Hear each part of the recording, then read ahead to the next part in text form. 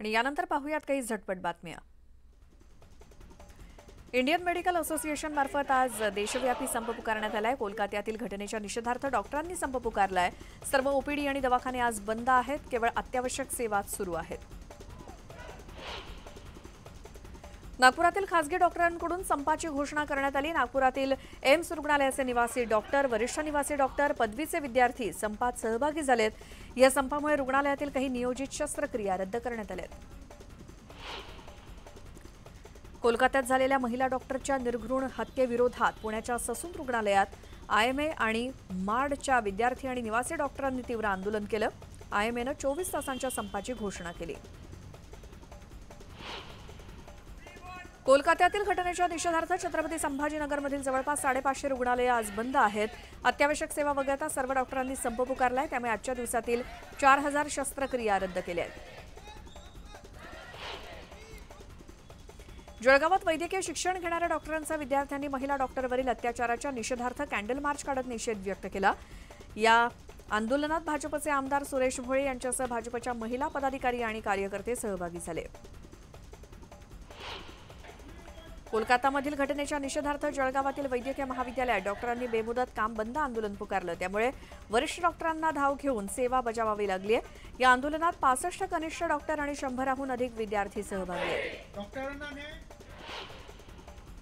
बीडमध्ये देखील कोलकात्यातील घटनेच्या निषेधार्थ कॅन्डल मार्च काढण्यात आला। या घटनेचा निषेध करण्यासाठी 24 तासांसाठी खासगी दवाखाने बंद राहणार आहेत, मात्र रुग्णांसाठी अत्यावश्यक सेवा सुरू राहतील।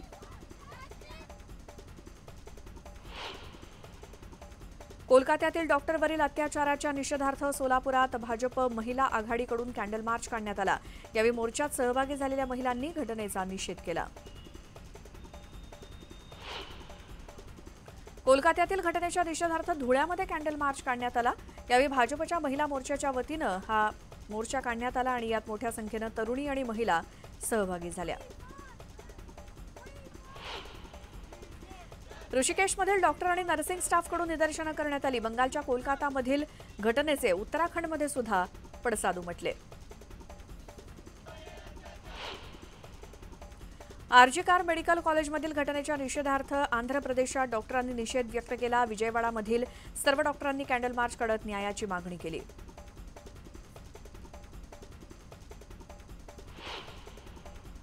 पालघरमध्ये 3.9 रिश्टर स्केलचे भूकंपाचे धक्के जाणवले। डहाणूतील कासा चारोटी परिसर भूकंपाच्या धक्क्यानं हादरून गेलाय। पहाटे 6:30च्या सुमारास भूकंपाचा धक्का बसल्यानं स्थानिकांमध्ये भीतीचं वातावरण आहे।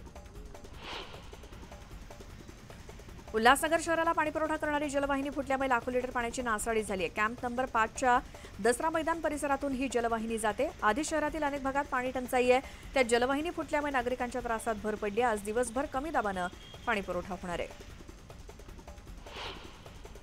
लोणावळा शहरातील लोहगड किल्ला आणि पवना धरणाकडे जाणाऱ्या मार्गावरती दुधीवर खिंडीत बिबट्याचा मुक्त संचार आहे, त्यामुळे रात्रीच्या वेळी कोणत्याही नागरिकांनी एकट्याने फिरू नये असं आवाहन वन विभागानं केलंय।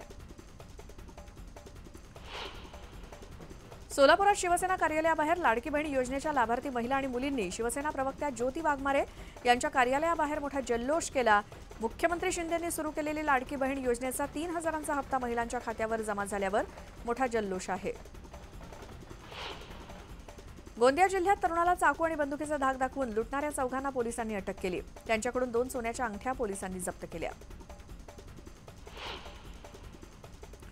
पावसाचं पाणी साचल्यानं पुण्यातील वन उद्यानातील खाणीमध्ये पोहायला गेलेल्या शाळकरी मुलाचा मृत्यू झाला। 13 वर्षीय मुलाचा मृत्यू झाल्यानं परिसरात हळहळ व्यक्त होतीये। शिवसेना पदाधिकाऱ्यांना काँग्रेस कार्यालयात जाऊन ध्वजारोहण केल्यानं त्याच पक्षातून 6 वर्षांसाठी त्यांचं निलंबन करण्यात आलंय। काँग्रेसचे माजी शहराध्यक्ष प्रदीप पाटील यांनी लोकसभा निवडणुकीच्या पार्श्वभूमीवर शिवसेना पक्षात प्रवेश केला होता, शिवाय ते सातत्यानं पक्षविरोधी काम करत होते। लोणावळ्यात अजित पवारांच्या जनसन्मान संवाद यात्रेला उत्स्फूर्त प्रतिसाद मिळतोय, मात्र या दरम्यान लोणावळा शहर राष्ट्रवादी कार्याध्यक्षाचा वाढदिवस होता, त्यानं घड्याळ चिन्हाचा केकही आणला होता, पण अजित पवारांनी केक कापण्यास नकार दिला। अजित पवार पिंपरीला निघून गेल्यानंतर मग कार्यकर्त्यांनी केक कापून जन्मदिवस साजरा केला। त्याच्यामध्ये नाही, आम्ही त्या पद्धतीचे राज्यकर्ते नाही।